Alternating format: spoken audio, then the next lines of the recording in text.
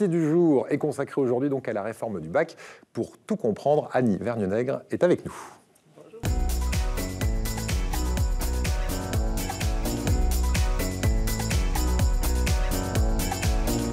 Bonjour Annie. Bonjour Eric. Alors à quoi va ressembler ce bac après la réforme? C'est ce que nous allons tenter de savoir ensemble. Mais juste avant, regardons ce document qui fait le point sur cette réforme du bac dite révolutionnaire. En fait, je sais pas quoi prendre comme option, tu vois, parce que si je veux faire du commerce, ce serait bien de prendre humanité. Mais bon, numérique et sciences informatiques, c'est l'avenir aussi, tu vois. Vous n'avez rien compris à ce que cette adolescente vient de dire. Pas de panique, c'est normal, elle parle de ses options pour le baccalauréat. Car le bac, c'est plus vraiment ce que c'était à votre époque, et encore moins celle de Napoléon, qui l'a créé en 1808. Les temps changent, que voulez-vous? Mais cette fois-ci, le ministre de l'Éducation nous promet une révolution pour le bac en 2021. Fini les 3 sections, littéraire, scientifique et économique et sociale. Dès cette rentrée, les élèves de première choisiront 3 options, puis en garderont 2 en terminale. Histoire de l'art, sciences de l'ingénieur ou encore biologie, au total, les jeunes pourront choisir parmi 12 matières différentes. Enfin, tous les lycées n'auront pas toutes les options. Du coup, pour certains, cela va encore renforcer les inégalités entre lycéens des villes et lycéens des champs. Autre nouveauté, et pas des moindres, le contrôle continu va compter pour 40% dans la note finale. Et oui, la petite Jessica va devoir travailler toute l'année pour avoir son bac. Fini le temps du coup de bol le jour J. Pas de changement pour la classique épreuve de français en première. Par contre, Jessica n'aura plus que 4 épreuves à passer en terminale, dont un oral. Alors Jessica, contente? Toi qui passes ton temps à disserter au téléphone Alors, Annie, réelle révolution, ce baccalauréat, c'est fini, le bac L, E, ES, etc.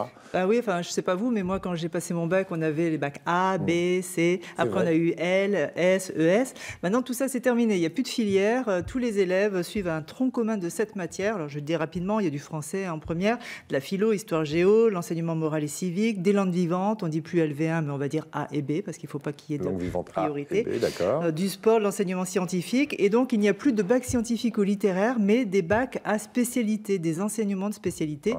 Donc, on en choisit 3 en première et on en garde 2 en terminale. Est-ce que c'est plus simple? Est-ce que c'est plus lisible?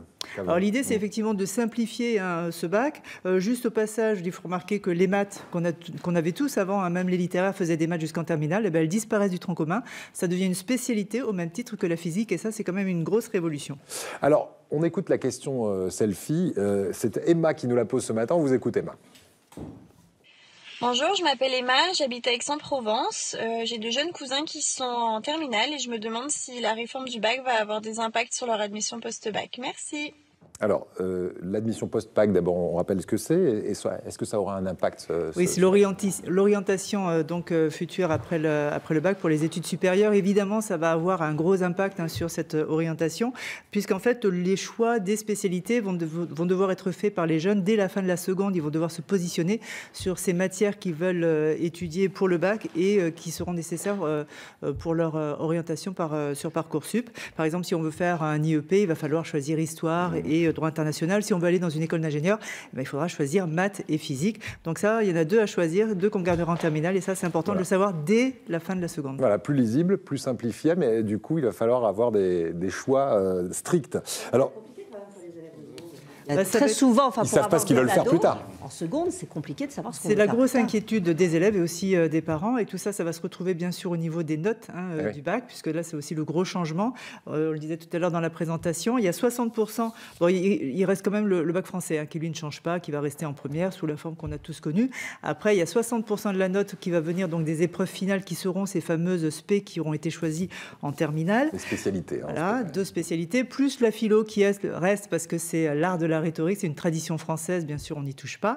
Et il y aura aussi le grand oral, un oral de 20 minutes qui sera préparé par l'élève entre la première et la terminale et qui comptera pour cette note. Alors, fini le bachotage puisqu'il y a ce 40% de notes en continu. 30% viendront d'épreuves qui sont organisées par les professeurs dans chaque établissement, comme ils organisaient un petit peu les bacs blancs. Là, ils vont organiser ces épreuves à partir, disons, d'une banque de sujets nationale. Et il y aura 10% quand même qui viendront donc du bulletin scolaire. Et attention, du bulletin de première et de terminale. Voilà, et moi, j'insiste sur cette cette nouveauté, hein, les enseignements optionnels et non facultatifs. C'est-à-dire que si on prend une option, on l'assume jusqu'au bout. C'est ça, c'est-à-dire qu'on pourra choisir 2 options en terminale qui compteront pour le bac, mais ces options, c'est plus la note au-dessus de 10 qui va compter, c'est la note entière. Donc si on veut choisir art, il faut être sûr d'avoir une bonne note si on veut avoir une bonne note pour le bac. La grosse différence, c'est qu'avant, quand on prenait une option, on gardait que la note au-dessus de 10.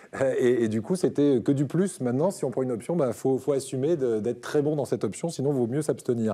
Alors pourquoi, et c'est ma dernière question, cette réforme se fait-elle sur 2 ans, sachant qu'on a quand même la seconde, première et terminale, se fait sur 2 ans en 2019, seconde et première en 2019 et terminale en 2020. En fait, c'est simplement parce que le gouvernement voulait que cette réforme soit passée avant la fin du mandat.